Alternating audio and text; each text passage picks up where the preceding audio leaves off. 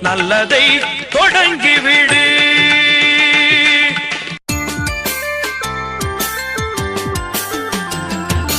ஏற்பிடிக்கும் உழவனுக்கு ஏற்றம் தரும் பண்டிகையாம். புத்தம் புதிய ஆடை கட்டி பொங்கல் வைக்கும் நன்னாளாம்.